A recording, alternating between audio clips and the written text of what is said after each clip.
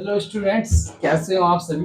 स्वागत है आपका लर्न स्टडी चैनल पर। आज हम आपके लिए लेकर आए हैं क्लास 11 हिस्ट्री चैप्टर नंबर 3, जिसका नाम है यायावर साम्राज्य। आज हम इस चैप्टर को कंप्लीट करेंगे इन टॉपिक्स, इन पॉइंट के माध्यम से। तो आइए शुरुआत करते हैं बिना देरी किए। तो इस चैप्टर का नाम यायावर साम्राज्य है, मैंने आपको बताया। तो हमको पता होना चाहिए कि इस चैप्टर का मीनिंग क्या है, यायावर का अर्थ क्या है। तो मैं आपको बता दूं, यायावर का अर्थ है घुमंतु या घुमक्कड़, कुछ भी कह सकते हैं। यायावर का अर्थ है घुमंतु या घुमक्कड़, ठीक है। बात एक ही है, लेकिन कभी कभी आपसे एमसीक्यू टाइप में पूछ लिया जाता है। तो आप कहेंगे घुमक्कड़ बताया था, घुमंतु नहीं बताया था। तो घुमंतु भी हो सकता है या घुमक्कड़ भी हो सकता है। तो आपके 1 मार्क्स के लिए इम्पोर्टेंट रहने वाला है, 1 मार्क्स के लिए इम्पोर्टेंट रहने वाला है कि यायावर साम्राज्य का यायावर का अर्थ क्या है। तो घुमंतु या घुमक्कड़।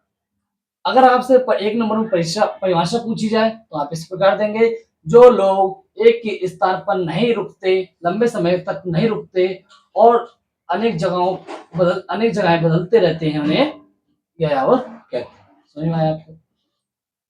यायावर का अर्थ और परिभाषा, जो एक स्थान पर लंबे समय तक नहीं रुकते, स्थान या जगहें बदलते रहते हैं, उन्हें हम यायावर साम्राज्य कहते हैं।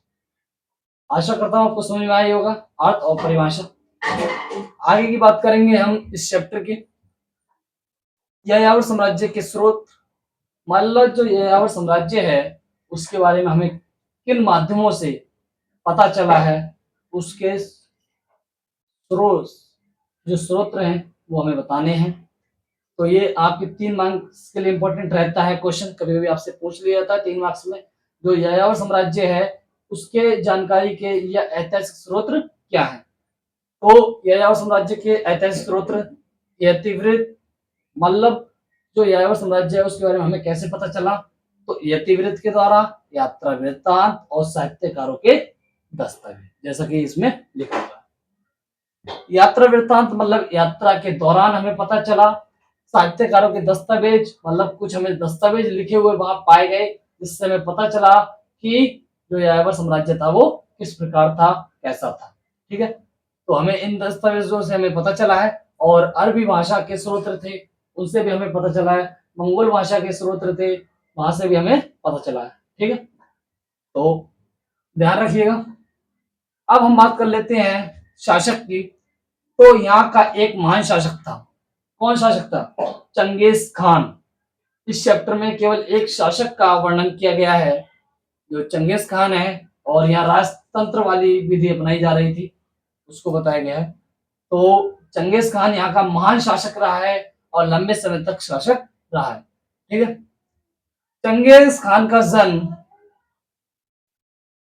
1162 ईस्वी में ओनो नदी के निकट हुआ। चंगेज खान का जन्म कब हुआ? 1162 ईस्वी के आसपास, ओनो नदी के निकट में। ठीक है, तो आपसे कभी पूछ लिया सकता है 1 नंबर में कि जो चंगेज खान है उसका जन्म कब हुआ, तो आप बता सकते हो 1162 ईस्वी में। ठीक है, कहां पर हुआ? ओनो नदी के निकट। ठीक है, तो आपको चंगेज खान का परिचय मिल गया होगा। और चंगेज खान का प्रारंभिक नाम था या बचपन का नाम था, वो था तेमुजीन। समझ में आया आपको? मैं फिर से रिपीट कर देता हूं जो हमने अभी तक किया है। सबसे पहले हमने किया था यायावर का अर्थ, जो घुमंतु या घुमक्कड़ है।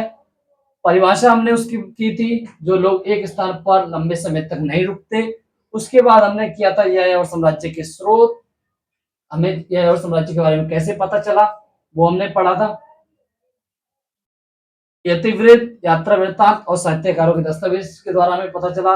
यात्राएं की उसके द्वारा पता चला, लिखित दस्तावेज पाए गए उनके द्वारा हमें पता चला। ठीक है, इतनी बात कर ली थी हमने। उसके बाद हमने कहा था यहाँ का एक महान शासक था। कौन था? Genghis Khan. फिर हमने बताया चंगेज खान का जन्म 1162 ईस्वी के आसपास ओनो नदी के निकट हुआ था। उसका प्रारंभिक नाम या बचपन का नाम तेमुजीन था। इतना तो हमने कर लिया था, मैंने फिर रिपीट कर दिया आपको बताने के लिए और याद दिलाने के लिए। अब हम चलते हैं इसके आगे। ठीक है, तो बता दिया मैंने आपको सारा कुछ। आगे हम बात कर लेते हैं। ये लोग पशुपालक और शिकारी संग्रहक थे और कृषि कार्य नहीं करते थे। समझ में आया आपको? मतलब जो यायावर साम्राज्य के लोग थे वो पशुपालक थे, पशुओं को पालते थे, और कैसे थे? शिकारी थे। पशुओं को पालते थे और शिकार करते थे, ये इनके दो कार्य थे। और ये कृषि नहीं करते थे, इसलिए इन्हें मंगोल कहा जाता था। क्या कहा जाता? मंगोल। ठीक है, क्या कहा जाता था? मंगोल। ठीक है। अगर आपसे पूछ लिया मंगोल क्या है, तो आप क्या लिखेंगे? वे लोग जो पशुपालक थे और शिकारी थे और कृषि कार्य नहीं करते थे, उन्हें मंगोल कहा गया। दो कॉन्सेप्ट आपके क्लियर हुए यहां से। मंगोल क्या है, समझ में आया, और यायावर साम्राज्य के लोग क्या कार्य करते थे। दोनों टॉपिक्स में यही आएगा और एक एक मार्क्स के लिए आपके इंपॉर्टेंट है, इसलिए इसको ध्यान रखना। ठीक है, आगे बात करते हैं हम बर्बर। बर्बर एक शब्द है जो यूनानी भाषा का है, जिसका अर्थ है, जिसका अर्थ क्या है? गैर यूनानी। बर्बर शब्द यूनानी भाषा के बारबरोस से उत्पन्न हुआ है। कहां से? यूनानी भाषा के बारबरोस से उत्पन्न हुआ है, जिसका अर्थ है गैर यूनानी लोगों से। क्या अर्थ है? गैर यूनानी लोगों से। समझ में आया? तो एक मार्क्स के लिए ये भी इंपॉर्टेंट है, तो ध्यान रखिएगा। मैं आपको पूरा कॉन्सेप्ट क्लियर करा रहा हूं और उसके साथ साथ आपको क्वेश्चन भी बता रहा हूं कि ये क्वेश्चन, इसमें क्या क्वेश्चन बन सकता है और एक मार्क्स में आएगा, इंपॉर्टेंट है, वो भी आपको बता रहा हूं। और जो इंपॉर्टेंट नहीं है मैं उसे छोड़ दूंगा, नहीं बताऊंगा। ठीक है, और लेकिन आपके एक समझ के लिए, सोच के लिए पता होना आपको बहुत जरूरी है। उससे पहले मैं आपसे आशा करता हूं कि आपको वीडियो पसंद आई है तो एक लाइक जरूर कीजिए और अपने दोस्तों को भी शेयर कीजिए, ताकि वो भी इसी तरह की वीडियो देखें और समझें और अच्छे अंक प्राप्त करें। ठीक है, इतना काम जरूर कीजिएगा, क्योंकि लोगों का भला करना बहुत अच्छी बात होती है, लोगों की सहायता करना, उन तक वीडियो पहुंचाना बहुत अच्छी बात। ठीक है, आ जाते हैं हम अपने वापस टॉपिक पर। ठीक है, तो हमने बर्बर शब्द का अर्थ जान लिया है, क्या है? कमेंट करो। गैर यूनानी लोगों से है। बर्बर शब्द किससे है? यूनानी भाषा के बारबरोस से उत्पन्न हुआ है, जिसका अर्थ क्या है? गैर यूनानी लोगों से है। ठीक है, अब ये चंगेज खान की सैनिक उपलब्धियां, मतलब जो चंगेज खान था, जो शासक था, उसकी क्या उपलब्धियां थी सैनिकों के रूप में? उनके सैनिक थे, उनमें क्या क्या उपलब्धियां थी, क्या क्या गुण थे? ये 3 से 4 पॉइंट है आपके, 3 मार्क्स के लिए आपका इंपॉर्टेंट रहने वाला ये क्वेश्चन, तो ध्यान रखिएगा। पूछा जाता है चंगेज खान की सैनिक उपलब्धियां क्या है। ठीक है, तो सेना में कुशल घुड़सवार, मतलब जो चंगेज खान की सेना थी, क्या थी? चंगेज खान की सेना थी, उन्हें घोड़े चलाने बहुत अच्छे तरीके से आते थे, जिसे कहते हैं घुड़सवार, कुशल घुड़सवार, मतलब ट्रेंड थे बिल्कुल। कैसे थे? ट्रेंड थे घोड़े चलाने में, घुड़सवार। ठीक है, तो इनका ये उपलब्धि थी, इनके गुण थे। दूसरी बात करें तीरंदाजी का अद्भुत कौशल। अब आप कहोगे तीरंदाजी क्या होती है? जो तीर चलाते हैं ना, उसको कहते हैं तीरंदाजी। ठीक है, तो तीर लगाते थे ना, तो बिल्कुल जैसे निशाना लगाया वैसे ही लगाते थे, तो इन्हें अद्भुत कौशल था, इनके अंदर हुनर था कि ये तीरंदाजी कर लेते हैं। और सेना में कुशल घुड़सवारी कर लेते हैं, घोड़ों को अच्छे तरीके से चला लेते हैं, तीर अच्छे तरीके से लगा लेते हैं। तीसरे नंबर पे आपका नेफ्ता बमबारी की शुरुआत। अब आपको ये जानकर हैरानी होगी कि यायावर साम्राज्य के लोग और चंगेज खान के सैनिक उन्हें नेफ्ता बमबारी की शुरुआत की। ठीक है, नेफ्ता बमबारी क्या की? शुरुआत की। ये इनकी सबसे बड़ी सैनिक उपलब्धियां है कि बमबारी बहुत मेहनत से बनता है, बहुत देर में बनता है, और फिर भी इन्होंने मेहनत की और कोशिश की और इन्होंने कामयाब करके दिखाया। चौथा है घेराबंदी यंत्र, मतलब चंगेज खान के सैनिकों के पास कई सारे ऐसे यंत्र थे, यंत्र मतलब मशीन, ठीक है, या टेक्निक थी, जिससे क्या करते थे? ये घेराबंदी कर लेते थे, मतलब घेर लेते थे। ठीक है, क्या है इनकी सैनिक उपलब्धियां, 3 मार्क्स के लिए आपके इंपॉर्टेंट रहने वाला है। और कॉन्सेप्ट के साथ साथ मैं क्वेश्चंस बता रहा हूं, इससे अच्छा क्या हो सकता है। यदि आपको किसी प्रकार की समस्या उत्पन्न हो रही है तो आप एक कमेंट करके हमें जरूर बताइएगा। यदि आपको वीडियो पसंद आ रही है तो फिर भी कमेंट करके बताइएगा कैसी है, या कोई समस्या है तो आप बताइएगा। ठीक है, आ जाते हैं हम अपने टॉपिक पर। जानते हैं अब यास क्या है।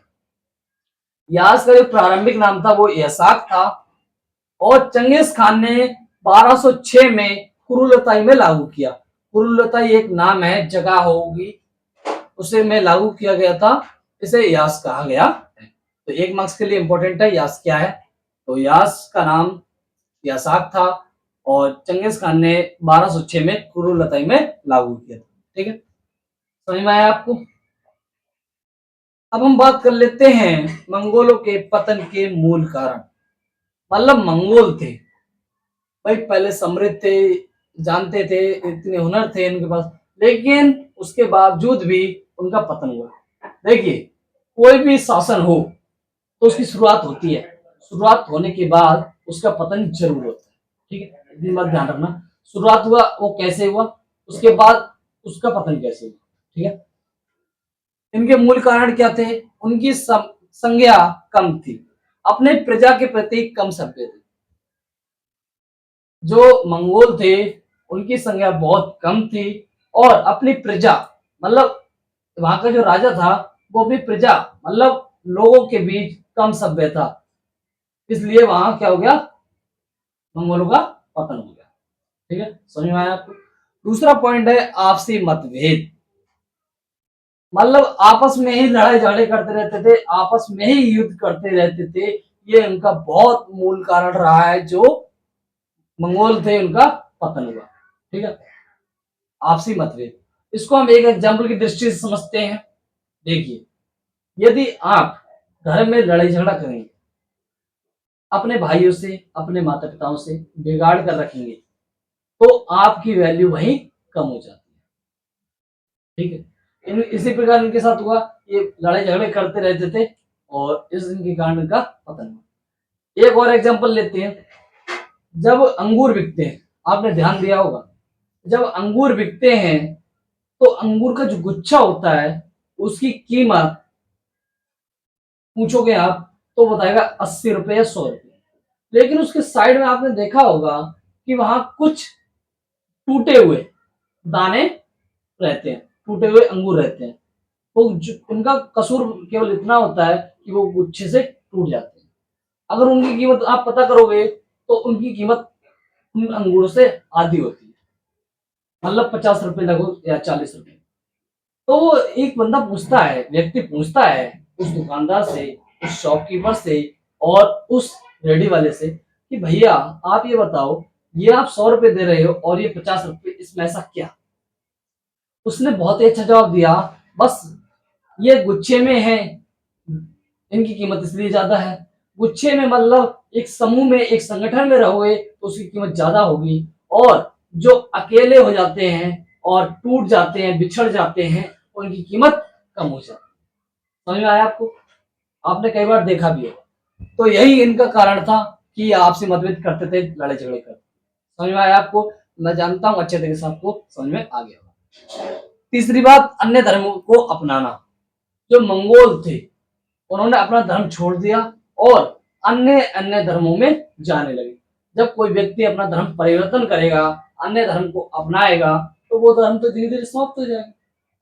तो समाप्त हो गया तो क्या हो गया, मंगोलों को क्या हो गया, पतन हो गया। समझ में आया आपको। ये थी हमारी video. Thank you for watching. मैं फिर आऊंगा इसी तरह की वीडियो लेकर, और आपके लिए इंपॉर्टेंट क्वेश्चंस और इसी प्रकार के चैप्टर्स लेकर। धन्यवाद।